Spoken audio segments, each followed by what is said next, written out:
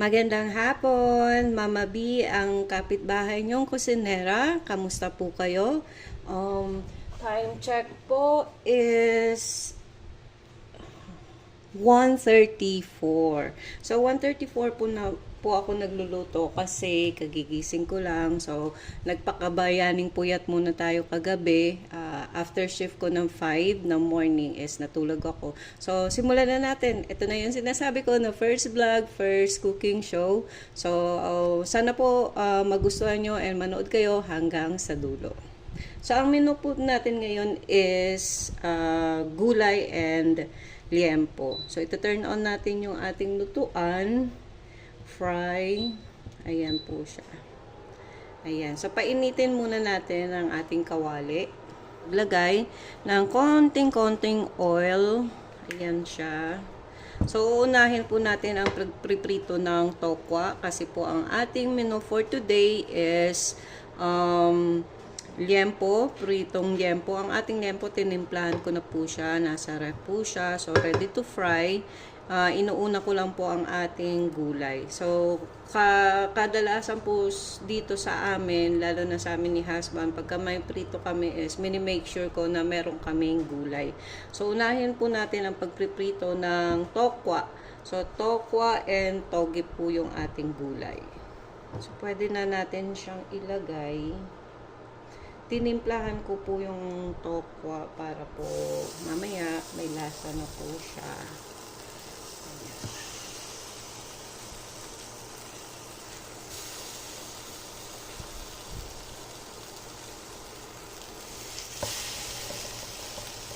Ayan.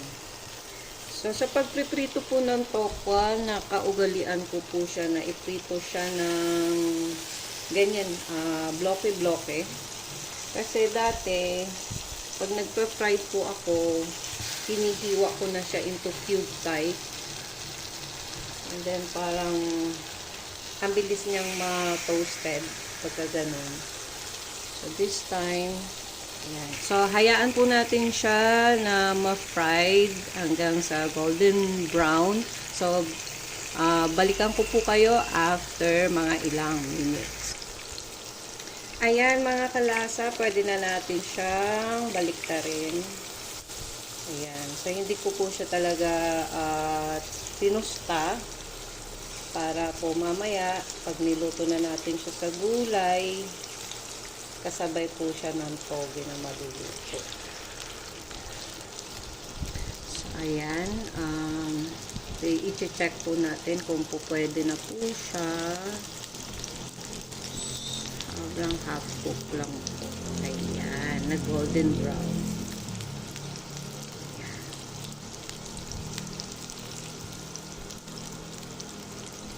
So, pagkatapos natin mag-fried ng tokwa is susunod na natin yung ating gulay. So, ito na po, gigisa lang po natin ng very, very light ang ating pork. Ayan.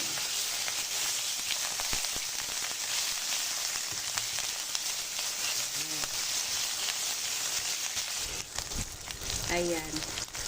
Dahil okay na ang ating baboy, ita-set aside po natin para magisa ng bawang.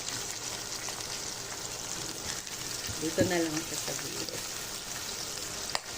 Ay, tumahusik. Siyempre, pagkatapos ng bawang, andyan ang ating sibuyas. Kayo po ba mga kalasa? Ano po yung nakaugalian nyo? Anong nauuna pagka naggigisa kayo? Bawang o sibuyas? Pwede na natin isunod itong toge. Ayan. Kailangan pa rin is maging healthy tayo kahit sa paano.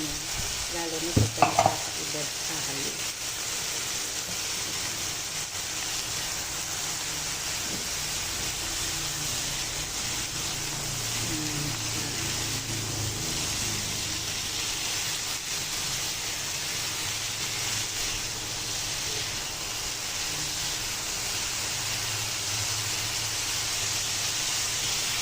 Ayan.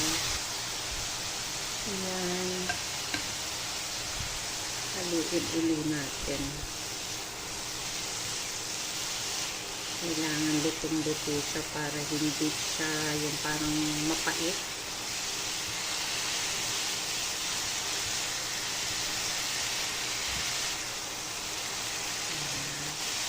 Isusunod natin ang ating gulay.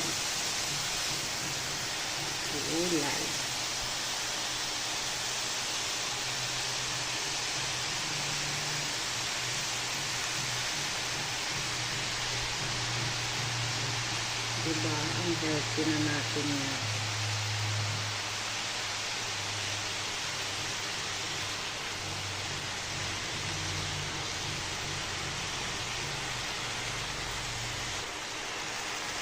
Kaya alam natin siya. Ha? Ayan. Pwede na natin siya lagyan ng oyster sauce. Oyster sauce talaga yung gamit ko pagka ganito yung niluluto kong gulay. Pero nasa sa inyo, iba-iba po tayo. Yung iba po kasi is like toyo yung ginagamit.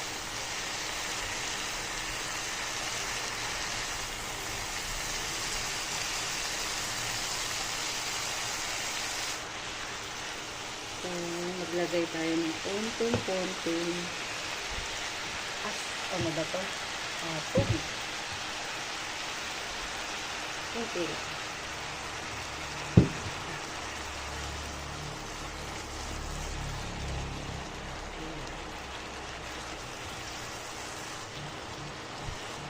Ayan, malapit na siya maluto. So, isusunod natin dito yung ating pork. Yan po. Ayan. Pwede na natin siyang timplahan ng paminta, asin at magic sarap.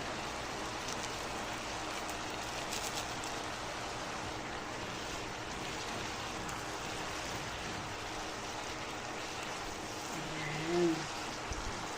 Huwag na natin siyang i-overcook. Para pagka kinain is crunchy-crunchy siya. Lagyan natin ng konting magic, konti lang. And then, last na. Ayan. So, yung tokwa kanina na pinrito natin is inano ko na siya. Ayan. Ganito na siya. Ginupit-gupit ko na siya ng cube 5. So, sa last part mo, yan ilalagay para hindi siya durog. Ayan. So, may gulay na tayo. Ayan.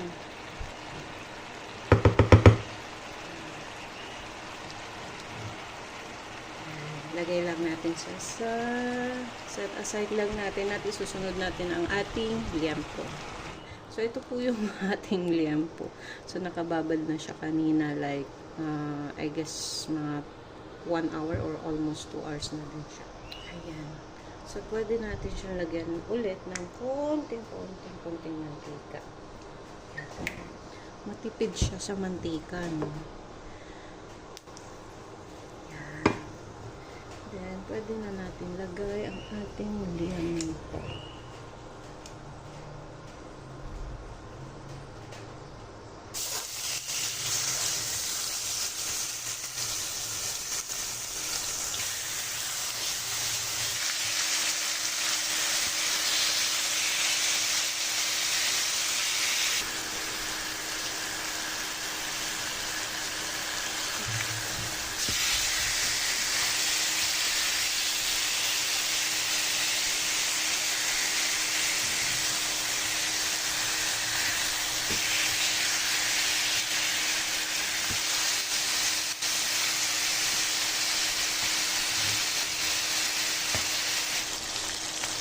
Ayan, balik pa rin natin.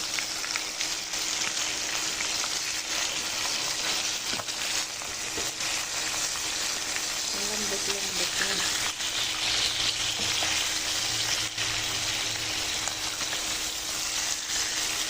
Ayan. Diba?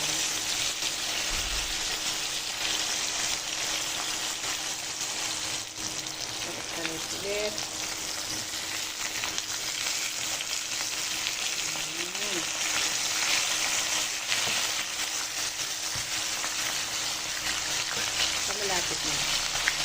Ayan, pwede na natin siyang suspensyahan, no? Diba? Ano ba yan, mga kalasa? Alam niyo na. Kain muna kami. So, maraming salamat sa panonood hanggang sa dulo. Kung umabot ka sa dulo, pakiclick na yung like and follow para everyday po kayo nakakanood, nagkakaroon ng idea kung anong pwede nating ulamin araw-araw. Maraming salamat.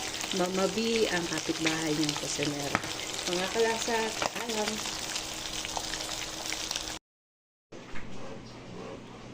Darling.